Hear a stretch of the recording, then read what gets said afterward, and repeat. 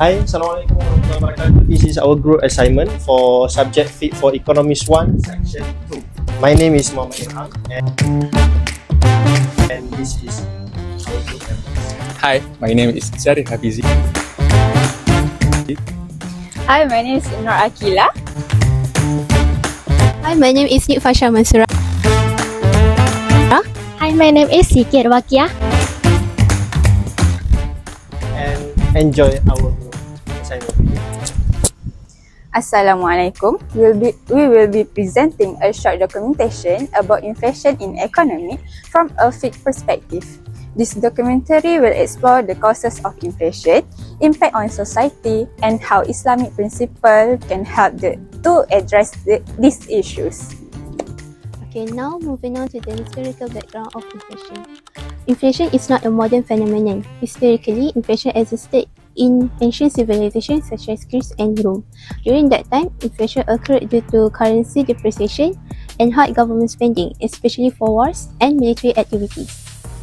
In Islamic civilization, inflation was extensively discussed by Imam al-Makrizi. He explained that inflation will happen because of several factors such as natural disasters, corruption, weak governance, and excessive taxation.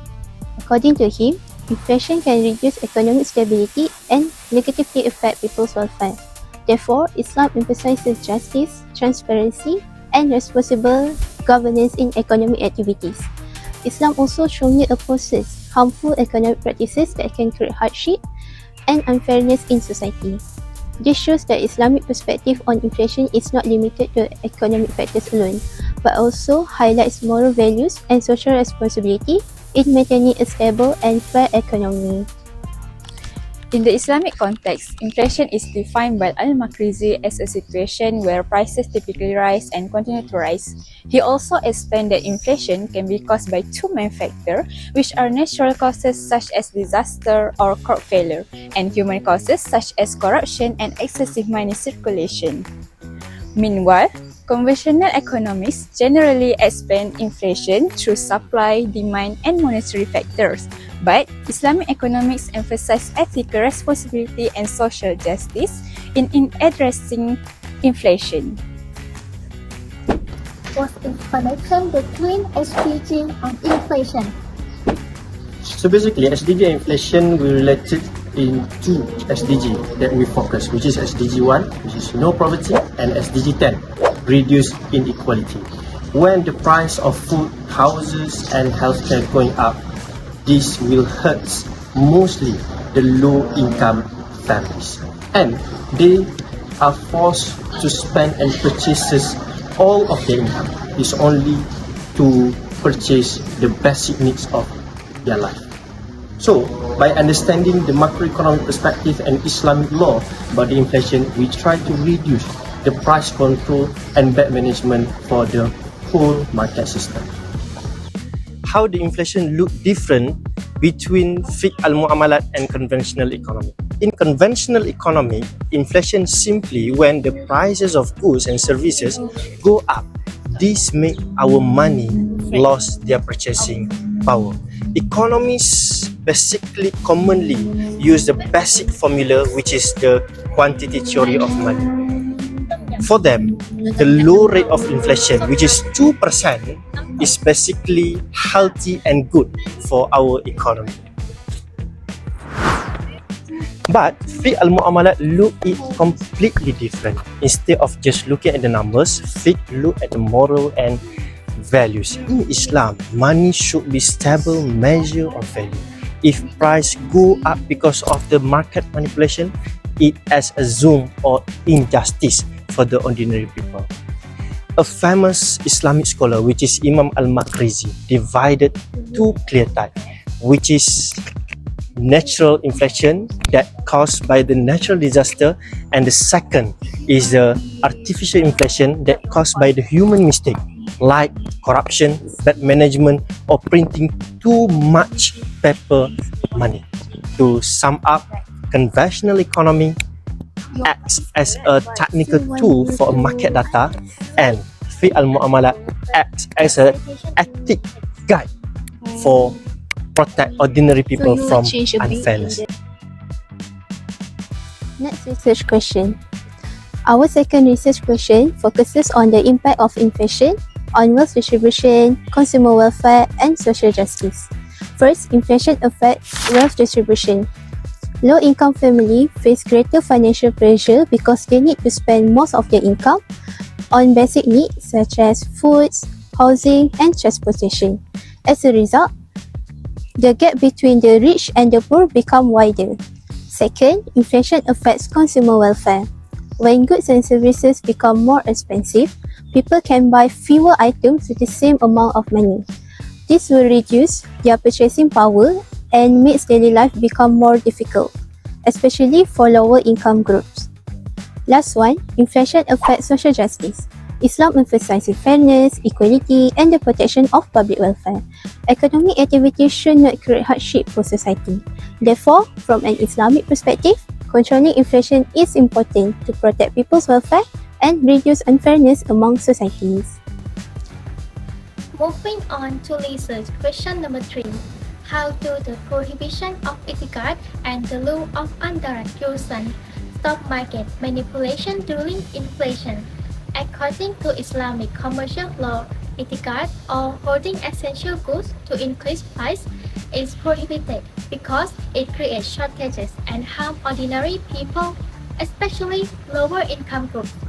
According to Saini, 2018, some traders intentionally keep goods from the market to gain higher profit. Meanwhile, Sainan 2020 explained that inflation can also become worse because of corruption and unfair market behavior. So, to solve this issue, the Islamic local maxim indirect usage, which means harm must be eliminated, can be applied. This principle allows the government to take action against harmful practices, such as holding and unfair pricing in order to protect public welfare. Moving on to research question number 4. Is inflation a natural economic phenomenon or a result of human outrageous doing according to Islamic views? So, according to an Islamic perspective, inflation can be caused by both natural and human factors. Imam al-Makrizi categorized natural inflation as drought, wars, and crop shortage, which reduce the supply of goods and increase prices. However, he emphasized that much inflation is caused by human action including corruption, excessive taxation, poor governance, and also excessive money printing.